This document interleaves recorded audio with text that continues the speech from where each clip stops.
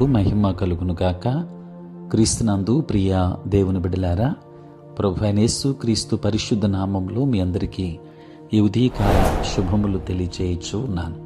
ఈ దినమంతయు మీకు మీ కుటుంబానికి దీవెనకరముగాను ఆశీర్వాదకరముగాను దేవుడు అనుగ్రహించాలని మీ కొరకై ప్రార్థిస్తూ ఉన్నాను.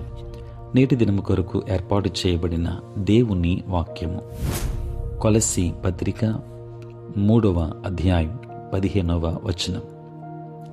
క్రీస్తు అనుగ్రహించు సమాధానము మీ హృదయములలో ఏలుచుండనియుడి.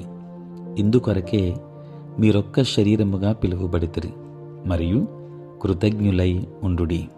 ప్రియులరా, నేటి దినము కొరకు ఏర్పాటు చేయబడిన ధ్యానాంశము సమాధానపు నది. ప్రియులరా, సమాధానం అనున్నది రక్షణ యొక్క ఒక ప్రాథమిక ఫలం. యెషయా ప్రవక్త యేసు ప్రభు యొక్క పరిచర్య గురించి ప్రవచిస్తూ సమాధానకర్తయగు అధిపతి అని చెప్పాడు.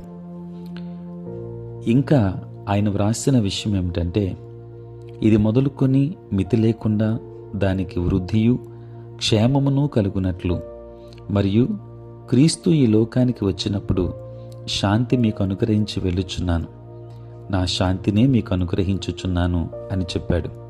ప్రియులారా, రోమాపత్రిక 5వ అధ్యాయంలో దేవుని సమాధానము కలిగి ఉందము అని వ్రాయబడింది. ఎఫెసీ పత్రికలో ఆయన మన సమాధానమై ఉండి అని వ్రాయబడింది. ఆయన సమాధానాన్ని కోల్పోవడానికి ఆయనను కోల్పోవాలి.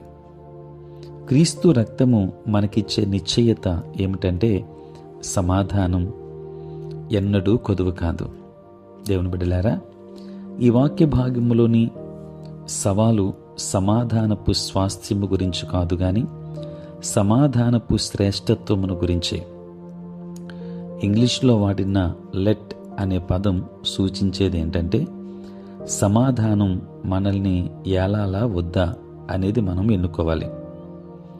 సమాధానం మన మనస్సును ఏలకపోతే బహుశా భయం, చింత, గందరగోళం, రకరకాల భావాలు, ఆతృత, అనుమానాలు మరియు మనల్ని భంగపరిచేవి మనల్ని ఏలుతాయి.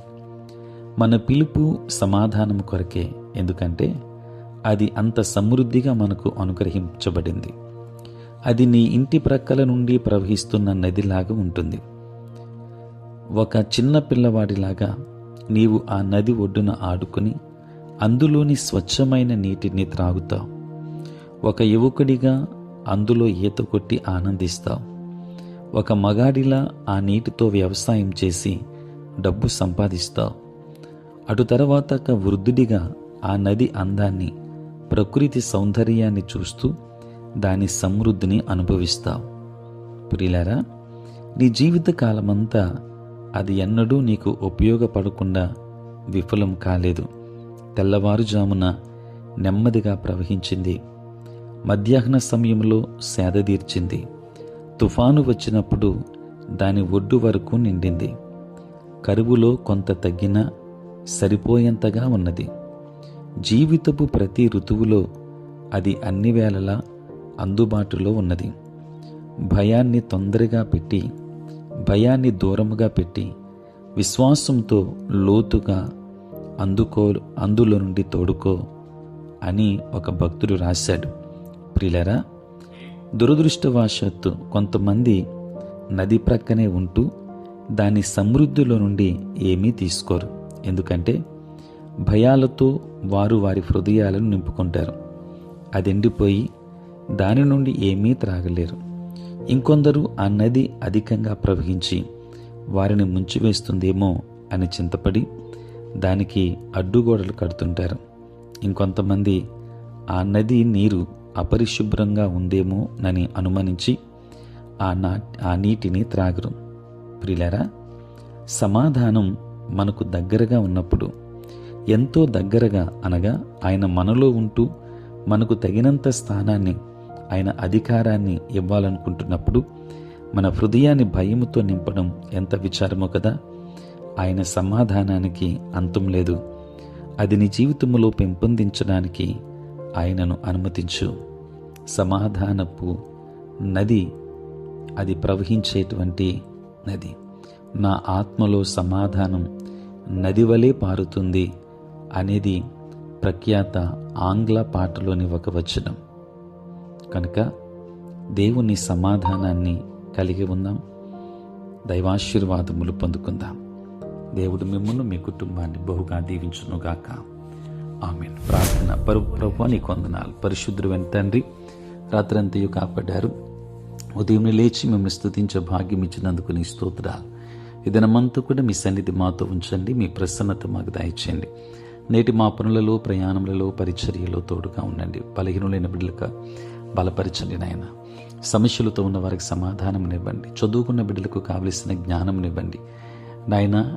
పరీక్షలు రాస్తున్న బిడ్డలకు మీరు తోడై ఉండండి.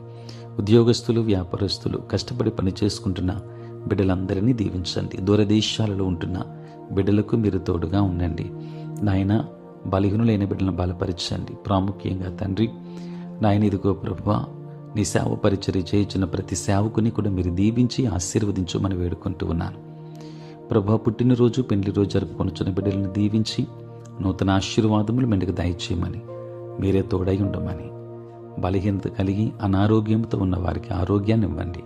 యేసు నామములు అడిగి వేడుకొనుచున్నాము తండ్రి. ఆమేన్. తండ్రి, కుమార, పరిశుద్ధాత్మ త్రియేక దేవుని దీవెన సదా మీకును మీ కుటుంబానికి తోడై ఉండును గాక. ఆమేన్.